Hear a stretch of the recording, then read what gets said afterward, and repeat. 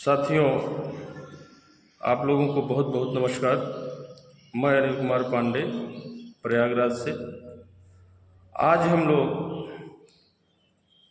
जो हमारे छात्र इंटरमीडिएट की परीक्षा पास करने के पश्चात दिग्भ्रमित रहते हैं कि किस क्षेत्र में जाएं, क्रीड़ा क्षेत्र में जाएं या विज्ञान क्षेत्र को चयन करें, आईटी में जाएं या मेडिकल में जाएं, हमेशा ऊहापोह में रहते हैं। निर्णय कर पाना असंभव होता है। फिर वह बच्चा अपने मित्रों के दबाव में आकर या किसी को देख करके अपने विषय को चयन कर लेता है। तो इसी परिप्रेक्ष्य पर आज हम लोग बात करने के लिए यहाँ उपस्थित हैं।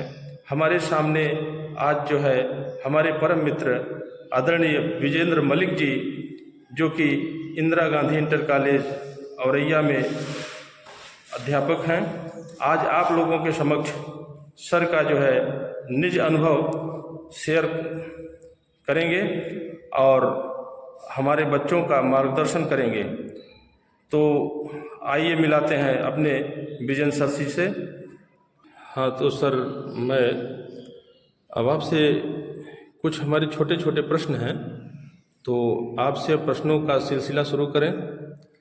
सर, हम ये जानना चाहेंगे कि आप सबसे पहले हमारे छात्रों को अपना परिचय दें।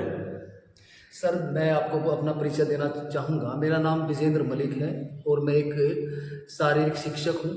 मेरी क्वालिफ़िकेशन BA MPEd है और मैं बिलोंग जो है शामली से करता हूँ, लेकिन मेरी जॉब जो है औरैया डिस्ट्रिक्ट में है।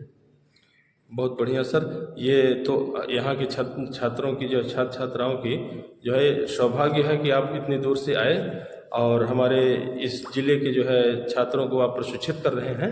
धन्यवाद सर। और अब सर मैं आपसे ये जानना चाहूँगा कि जैसे सर आप क्रीड़ा क्षेत्र से हैं, तो हम चाहेंगे कि हमारे दर्शकों को अपने निज अनुभवों को और अपनी कुछ उपलब्धियों के विषय में सर बताने की कृपा करें। सर देखिए, मैं शारीरिक शिक्षक होने के नाते एज ए कोच भी काम किया है।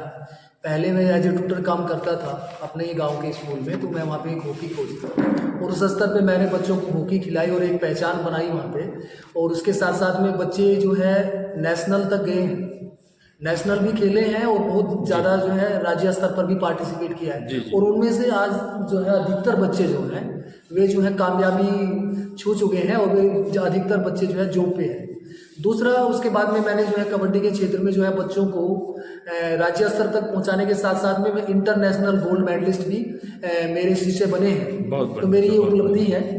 तो सर अब हम दूसरे प्रश्न की ओर चलते हैं और इस प्रश्न में हम जानना चाहेंगे सर जी, अभिभावक एवं शिक्षक को छात्र छात्राओं की रुचियों और जो है प्रतिभाओं को किस प्रकार से चिन्हित करना चाहिए? कैसे वो समझ जाएं कि मेरा छात्र या मेरा बच्चा इस क्षेत्र के लायक है?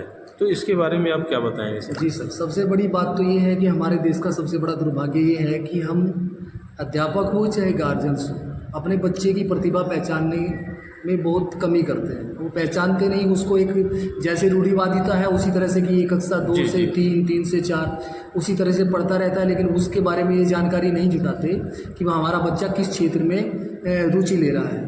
तो विदेशों में क्या होता है, विदेशों में ये है कि वे वहाँ पे अपने बच्चे की पहचान कक्षा 8 तक ही कर लेते हैं और वे जिस क्षेत्र में उनकी रुचि होती है अपने बच्चे को उस क्षेत्र में डालते हैं और उस डालने से क्या प्रभाव पड़ता है कि उनके वहाँ पे रिजल्ट जो है वो बड़ा अच्छा आता है। और हमारे देश में क्या है कि बच्चे एक दूसरे को देख के पढ़ते हैं कि एक पड़ोसी का बच्चा है, वो जो है ड्राइंग पढ़ रहा है या साइंस पढ़ रहा है, तो वो भी हमारा वाला उसका दोस्त होने के नाते वो ही पढ़ता है, जबकि उसकी उसमें रुचि नहीं होती। तो मेरा कहने का मतलब है कि गार्जियंस को जो है अपने बच्चे की ये पहचान करनी चाहिए कि हमारा बच्चा किस क्षेत्र में जो है अच्छा है और किस क्षेत्र में जाके जो है वो आगे बढ़ सकता है। ये सबसे मेन और सबसे अच्छी बात है। बिल्कुल सर, बहुत धन्यवाद। और अगला सर, एक और 2 विचार हम आपसे जानना चाहेंगे कि छात्र छात्राओं की रुचियों और प्रतिभाओं को पहचानने का सर जी उचित समय, अवसर, या आप कह लें कि किन परिस्थितियों में हम पहचान कर सकते हैं कि हमारा छात्र किस क्षेत्र में जाने लायक है, कहाँ ये अच्छा से अच्छा दे सकता है? सर जी, मैं बताऊं, सबसे बड़ी बात ये है कि कक्षा 8 तक हमें अपने बच्चे की पहचान कर लेनी चाहिए। जो भी गार्जियंस इसके लिए पहचान करेगा और उसका उसी स्तर पे उसको उसी क्षेत्र में डालेगा तो उसका सक्सेस रेट जो है 100% होगा, वो कामयाब हो जाएगा। तो सबसे अच्छा उचित समय यही है कि जब बच्चा जूनियर क्लास में हो तभी हम उस बच्चे की पहचान कर लें कि हमारा बच्चा किस क्षेत्र लायक है और उसे उसी क्षेत्र में पार्टिसिपेट कराए। उससे जो है वही काम जैसे विदेशों में होता है हमारे देश में भी हो जाएगा और सक्सेस रेट, सफलता की जो है वो बढ़ जाएगी। बिल्कुल सर। छात्र छात्राओं में कभी कभी हम ये देखते हैं सर कि जैसे हमारी क्लास में 100 बच्चे हैं और 100 बच्चों में से करीब 20 बच्चे विज्ञान के क्षेत्र में आगे बढ़ गए, अच्छे अच्छे जो है इंस्टीट्यूशन में चले गए, कोई आईटी में चला गया, कोई मेडिकल में चला गया, हाँ ऐसे ऊंचे ऊंचे कोई सिविल सेवा में चला गया। तो कुछ जो मध्यम श्रेणी के हमारे छात्र रह गए तो उनके लिए थोड़ी सी हीन भावना आती है, नकारात्मकता उनके दिमाग में आती है। तो ये सर नकारात्मकता से हम अपने छात्र छात्राओं को कैसे उबार सकते हैं, कैसे बचा सकते हैं, इसके विषय में सर आपके क्या सबसे बड़ा तो एक अध्यापक का एक मेन रोल होता है। अध्यापक एक ऐसा इंसान होता है कि वो अपने बच्चे जो है अपने माँ बाप की इतनी नहीं मानते जितनी अध्यापक की मानते हैं। अध्यापक उनका आइकॉन होता है। अध्यापक की एक्टिविटी बच्चा सबसे ज़्यादा जो है उसके सबसे ज़्यादा अट्रैक्टिव अध्यापक के उसमें होता है। तो अध्यापक को भी चाहिए कि उसको मोटिवेट करता रहे, उसकी गरीबत या उससे जो है उसको ये जो है कमेंट ना करे, उसको बढ़ाएं और कोशिश करें कि अपने द्वारा भी कोई हेल्प हो तो उसकी करे और उसको सही एडवाइस दे। उसके गार्जियंस को बताएं कि भाई जो है इसको इस क्षेत्र में डालो और ऐसे ऐसे होने से ऐसा हो जाएगा। और अभी तो गवर्नमेंट भी जो है वजीफा और इस तरह की चीज़ें उपलब्ध करा रही हैं, तो पढ़ने के तो बहुत अच्छे अच्छे साधन हैं। पढ़ने वाला चाहिए, उसको एक वातावरण मिलना चाहिए और वो वातावरण जो है अध्यापक जो है बहुत जल्दी देंगे। अध्यापक ही जो है उसका निर्माण कर सकता है। अध्यापक को चाहिए कि वो अधिक से अधिक जितना उससे हो सके उसके प्रति जो है समर्पित होके उसको एक अच्छा स्टूडेंट बनाए और उसकी प्रतिभा की पहचान करके उसको उस क्षेत्र में डालने का प्रयास करें। आपका अभिप्राय यह है सर कि जैसे कोई छात्र हिंदी को या इस समय प्राच्य भाषा संस्कृत चल रही है या चित्रकला, मूर्तिकला, हाँ संगीत, गायन इत्यादि जो है इन विषयों को या इन क्षेत्रों को छोटा न समझे, या छात्र को हम शिक्षकों का जो है ये एक वो बनता है, दायित्व बनता है कि हम हर विषय के महत्व और हर क्षेत्र के महत्व को उनको बताएं। यही सर ना? हाँ सर, देखो सबसे बड़ी बात ये है कि शिक्षा में कोई विषय जो है अपने आप में एक संपूर्ण विषय होता है।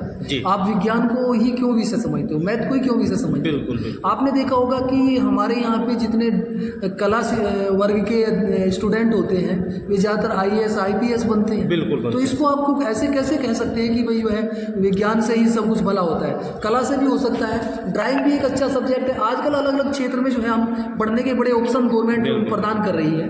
तो इसलिए कोई भी सब्जेक्ट जो है छोटा नहीं होता। ये आप गार्जियंस की धारणा बनी हुई है कि भाई हमारा लड़का साइंस पढ़ेगा तो वो बन जाएगा। नहीं, साइंस जरूरी नहीं है। हमें बहुत कम बच्चे जो हैं ऐसे होते हैं जो साइंस क्षेत्र के हैं और वे IAS और IPS बनते हैं। जी सर, कुल मिला के ये कहना है कि सब्जेक्ट कोई भी छोटा नहीं है, सारे विषय अपने अपने महत्व के हैं और हर विषय के जो है बड़े बड़े जो है क्षेत्र हैं। हाँ, और कोई भी छात्र अपने को ये न समझे कि मैं आर्ट्स वर्ग से हूँ तो अब हमें जो है कुछ नहीं है। हाँ, यही तो मैं बताया सर कि आर्ट सब्जेक्ट एक ऐसा सब्जेक्ट है उससे सबसे ज़्यादा IAS और IPS पर निकलते हैं इंडिया में सर। तो उसको आप कमज़ोर सब्जेक्ट क्यों मान रहे हो? ऐसा है ही नहीं है। जबकि हमारी सोच है, ग्रामीण क्षेत्र में ये लोगों की सोच बनी हुई है कि आर्ट सब्जेक्ट से कुछ नहीं होता, जबकि आर्ट सब्जेक्ट से ही सब कुछ होता है। ऐसी कोई है ही नहीं। बिल्कुल सर, एक खेल के क्षेत्र में आपसे प्रश्न पूछना था। खेल के क्षेत्र में हम बच्चों को कैसे जो है प्रोत्साहित कर सकते हैं, कैसे जो है उनके जो है कैरियर को हम आगे बढ़ा सकते हैं, या खेल में जो हमारा बच्चा खेल रहा है वो कहीं गलती से असफल हो गया तो सर उसका क्या होगा? इस ऊहापोह में हमारे बच्चे थोड़ा सा क्रीड़ा खेल अच्छा खेलना जानते हैं, उनके अंदर रुचियां हैं, फिर भी जो है इसी डर से जो है थोड़ा सा अरुचि उनमें आ रही है क्रीड़ा के प्रति। तो इसके विषय में आप क्या सुझाव देना चाहेंगे? सबसे बड़ी बात तो एक हमारे देश का सबसे बड़ा दुर्भाग्य ये है कि हमारे यहाँ खेल में भी राजनीति होती है जी। और एक पुरानी मिसाल दी जाती है कि लिखोगे पढ़ोगे तो बनोगे नवाब, खेलोगे कूदोगे तो बनोगे खराब। ये बहुत गलत बात है। बिल्कुल। हमारे यहाँ पे आपने देखा होगा कि खेल एक ऐसी प्रतिस्पर्धा है जिसमें मस्तिष्क के साथ साथ शारीरिक मेहनत भी करनी होती है। मस्तिष्क और शारीरिक दोनों विकास होते हैं, अर्थात उसका संपूर्ण विकास जो है खेल जगत से ही हो सकता है। और आपने ये भी देखा होगा खेल में बहुत बड़ा स्कोप है। आप इंटर के बाद में बीपीई करिए, बीपीई के बाद में बीपीएड करिए तो आप जो है एज एजुकेशन टीचर बन सकते हैं, फिजिकल एजुकेशन टीचर बन सकते हो। तो उसके बाद में आप जो है एज ए कोच भी काम कर सकते हो। NIS है, उससे आप जो है कोचिंग का डिप्लोमा लेके आप कोच बन सकते हो। और दूसरा, अगर कोई खिलाड़ी जो है बड़ा बन गया, उसमें उसको 3 चीज़ों का फ़ायदा होता है। उसको एक तो जो है सामाजिक सम्मान मिलता है, पैसा मिलता है और एक प्रसिद्धि मिलती है, और एक वो बहुत जल्दी ही जो है समाज का आइकॉन बन जाता है। तो सबसे ज़्यादा प्रसिद्धि होने का एक बहुत मात्र थोड़े समय में, थोड़ी मेहनत से जो है आप लोग जो है बहुत ज़्यादा तरक्की कर सकते हैं। और आदमी के अंदर जुनून होना चाहिए, हर चीज़ को किसी भी समय प्राप्त किया जा सकता है। सर, आपने बहुत बड़ी बात कही कि आजकल जो है खेल का भी राजनीतिकरण किया जा रहा है। ये हमारे देश का दुर्भाग्य है। बिल्कुल सर, इसका जो है हमारे समाज को पुरजोर तरीके से जो है विरोध करना चाहिए कि खेल में किसी प्रकार की कोई राजनीति न हो, बच्चे की प्रतिभा के अनुसार उसको अवसर मिले। बहुत बहुत धन्यवाद सर, आपसे इस बात करके आपको भी बहुत बहुत धन्यवाद। बहुत अच्छा लगा, और निश्चय ही हमारे छात्रों को कुछ न कुछ आपके इन विचारों से लाभ मिलेगा। धन्यवाद सर। Thank you. बहुत बहुत धन्यवाद रवि कुमार पांडे जी, हमारे लिए ये सहयोग करने के लिए। और बहुत बहुत धन्यवाद गुरुजी, अपने एक्सपीरियंस बच्चों के साथ शेयर करने के लिए। मैं उम्मीद करता हूं कि बच्चों को और अभिभावकों को बहुत काम आएगी आपके अनुभव की ये बातें। धन्यवाद।